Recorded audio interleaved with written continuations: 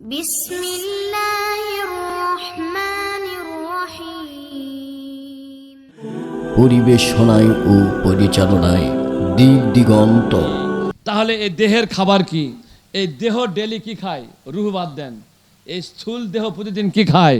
মাছ, গোস্ত, রুটি, সিঙ্গারা, পেয়ারা, আনারস ইত্যাদি কি খায় কি খায় না?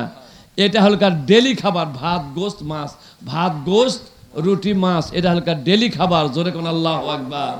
আল্লাহর বান্দা, তাহলে তিনটা অপদান দ্বারা হলকার কি হলকার তৈরি হয়েছে মানুষ।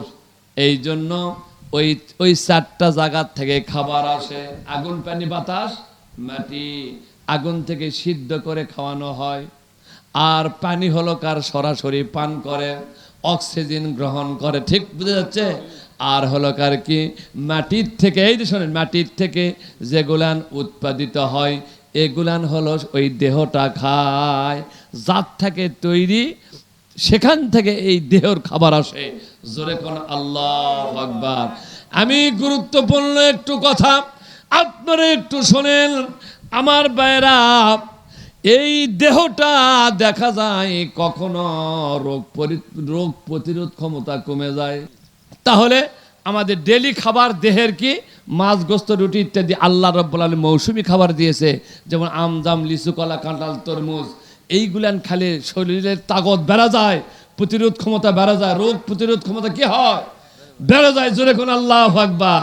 তাহলে দেহের খাবার চলে গেল। এই দেহ যদি ক্যান্সার ধরে, রুহু থাকবে? বসে থাকবে, চলে যাবে। আর রুহি যদি চলে যায়, এই দেহের কোনো দাম আছে? নাই। দুটার সমন্বয় হলো মানুষ। এটা আমি যে ওয়াজ করতেছি জ্ঞানী গুণী এবং উদ্দেশ্যে কথাবার্তা বলা, সবাই কিন্তু কেমন বুঝবে না। এই জন্য আল্লাহ রাব্বুল আলামিন আমাদের মাঝে ডেলি খাবার আছে, মাছ, গোস্ত, রুটি। এরপরেও মৌসুমি খাবার আল্লাহ আমাদের দিয়েছেন। যেমন আম কি খাবার মেম্বার? মৌসুমি খাবার। জাম মৌসুমি খাবার। তারপরে তাল মৌসুমি খাবার। লিচু মৌসুমি খাবার। কাঁঠাল মৌসুমি খাবার। তরমুজ মৌসুমি খাবার। বেল হলো কার মৌসুমি খাবার। বড়াল হলো মৌসুমি খাবার। জোরে কোন আল্লাহু আকবার। আপনার শরীরে আর একটু কথা বলি।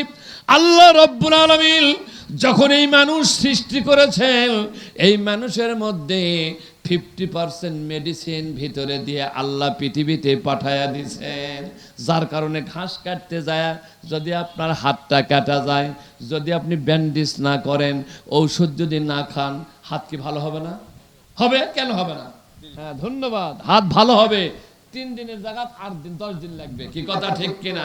আপনার গায়ে জ্বর আসছে, আপনি যদি প্যারাসিটামল না খান, অ্যান্টিবায়োটিক খেলেন না, এরপরেও খেতা গাওয়াত দিয়ে 8 দিন খালি ঠিক মতো শুয়ে থাকেন, গাও ঘেঁপে যাবে, আস্তে আস্তে আপনার জ্বর ভালো হয়ে যাবে। কিন্তু আল্লাহ এই দুনিয়ার বুকে যে মেডিসিন দিয়েছে, এই 50% সাথে যদি এই দুনিয়ার যদি ঔষধ একটু যোগ করে দেন, তাহলে অসুখ ভালো হতে অতদিন লাগে না। এই জন্য আল্লাহ মৌসুমি খাবার আমাদের দিয়েছেন, যেইটা খেলে আমাদের তাগত, শক্তি, প্রতিরোধ ক্ষমতা বাড়ে। জোরে কোন আল্লাহু আকবার।